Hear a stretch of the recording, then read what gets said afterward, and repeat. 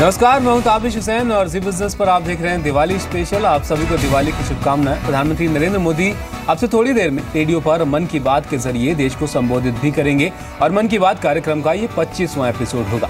PM Modi Diwali के मौके पर देश की रक्षा के लिए सरहद पर तैनात जवानों के हौसले पर अपने विचार रख सकते हैं। दिवाली के मौके पर पीएम मोदी ने देशवासियों से सरहद पर तैनात जवानों को बधाई संदेश भेजने की अपील भी की थी और उन्होंने कहा था कि आपके संदेश जवानों की खुशियां बढ़ा सकते हैं।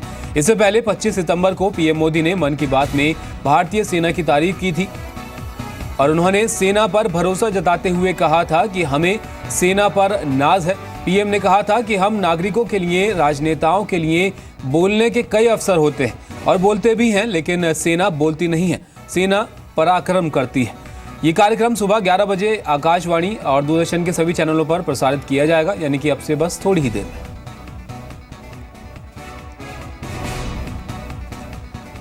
तो मन की बात का ये 25वां एपिसोड होगा और उम्मीद की जा रही है कि इस एपिसोड में पीएम मोदी सैनिकों की बात करेंगे और सीधा आपको ले चलते हैं मन की बात में। बहुत बहुत शुभकामनाएं। भारत के हर कोने में उत्साह और उमंग के साथ दीपावली का पर्व मनाया जाता है। भारत एक ऐसा देश है कि 365 दिन देश के किसी न किसी कोने में कोई न कोई उत्सव नजर आता है। दूर से देखने वाले को तो कभी यही लगेगा कि जैसे भारतीय जनजीवन ये उत्सव का दूसरा नाम है और ये स्वाभाविक भी है। वेद काल से आज तक भारत में जो उत्सवों की परंपरा रही है वे समयानुकूल परिवर्तन वाले उत्सव रहे हैं। काल बाह्य उत्सवों की परंपरा को समाप्त करने की हिम्मत हमने देखी है और समय और समाज की मांग के अनुसार उत्सवों में बदलाव भी सहज रूप से स्वीकार किया गया है। लेकिन इन सब में एक बात हम भली भांति देख सकते हैं कि भारत के उत्सवों की ये पूरी यात्रा, उसका व्याप, उसकी गहराई, जन जन में उसकी पैठ एक मूल मंत्र से जुड़ी हुई है, स्व को समष्टि की ओर ले जाना। व्यक्ति और व्यक्तित्व का विस्तार हो, अपने सीमित सोच के दायरे को समाज से ब्रह्मांड तक विस्तृत करने का प्रयास हो और ये उत्सवों के माध्यम से करना। भारत के उत्सव कभी खान पान की महफिल जैसे दिखते हैं, लेकिन उसमें भी मौसम कैसा है, किस मौसम में क्या खाना चाहिए, किसानों की कौन सी पैदावार है, उस पैदावार को उत्सव में कैसे पलटना, आरोग्य की दृष्टि से क्या संस्कार हो, ये सारी बातें हमारे पूर्वजों ने बड़े वैज्ञानिक तरीके से उत्सव में समेट ली है। आज पूरा विश्व एनवायरनमेंट की चर्चा करता है, प्रकृति विनाश चिंता का विषय बना है। भारत की उत्सव परंपरा प्रकृति प्रेम को बलवान बनाने वाली, बालक से लेकर के हर व्यक्ति को संस्कारित करने वाली रही है। पेड़ हो, पौधे हो, नदी हो, पशु हो, पर्वत हो, पक्षी हो, हर एक के प्रति दायित्व भाव जगाने वाले उत्सव रहे हैं। आजकल तो हम लोग संडे को छुट्टी मनाते हैं, लेकिन जो पुरानी पीढ़ी के लोग हैं, मजदूरी करने वाला वर्ग हो, मछुआरे हो, आपने देखा होगा सदियों से हमारे यहाँ परंपरा थी पूर्णिमा और अमावस्या को छुट्टी मनाने की।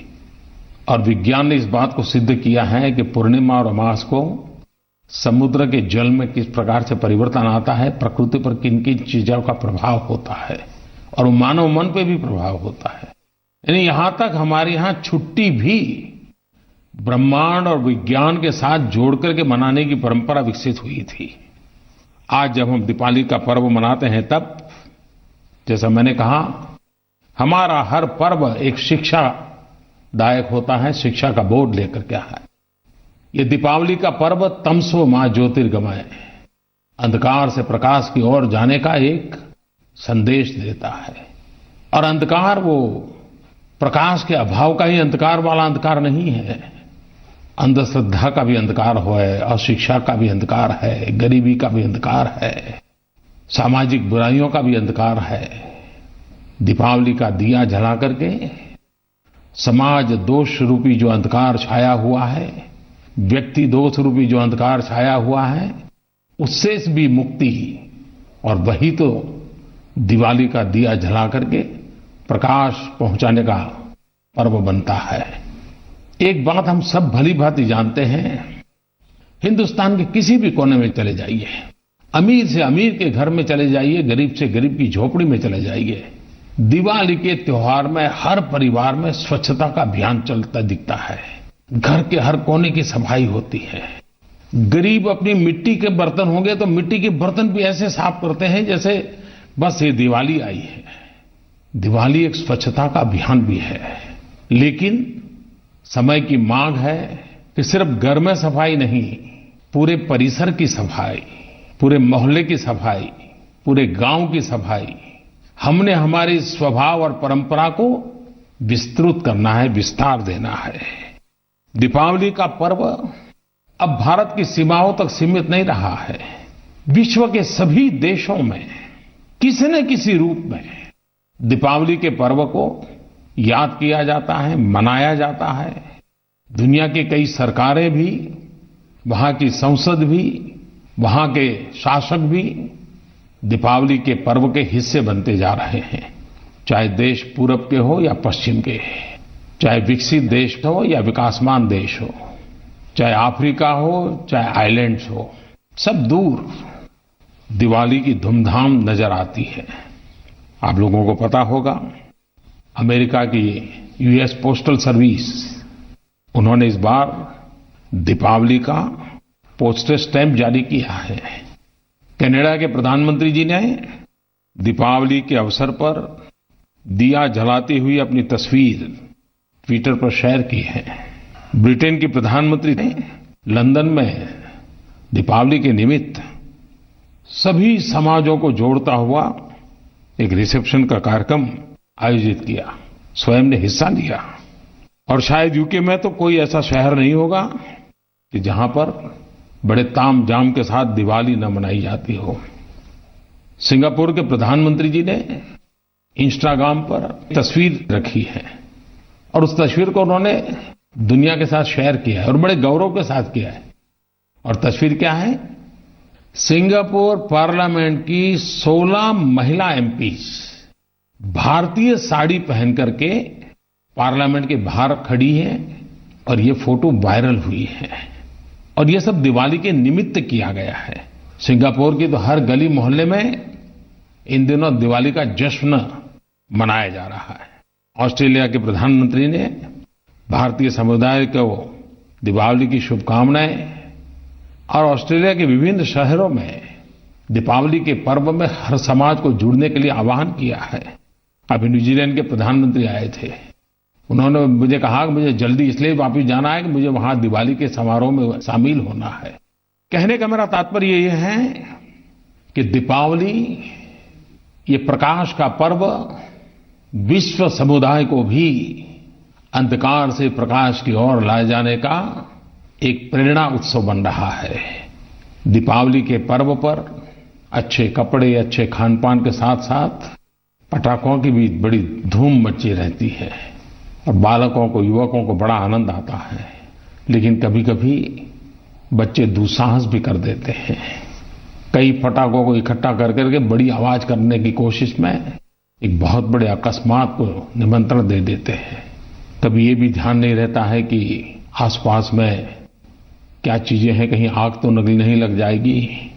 दीपावली के दिनों में अकस्मात की खबरें, आग की खबरें, अपमृत्यु की खबरें बड़ी चिंता कराती है। और एक मुसीबत ये भी हो जाती है कि दिवाली के दिनों में डॉक्टर भी बड़ी संख्या में अपने परिवार के साथ दिवाली मनाने चले गए होते हैं, तो संकट में और एक संकट जुड़ जाता है।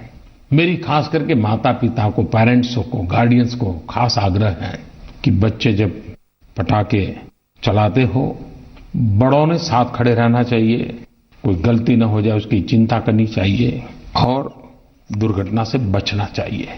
हमारे देश में दीपावली का पर्व बहुत लंबा चलता है, वो सिर्फ एक दिन का नहीं होता है, वो गोवर्धन पूजा कहो, भाई दूज कहो, लाभ पंचमी कहो और कार्तिक पूर्णिमा की प्रकाश पर्व तक ले जाइए तो एक प्रकार से एक लंबे कालखंड चलता है।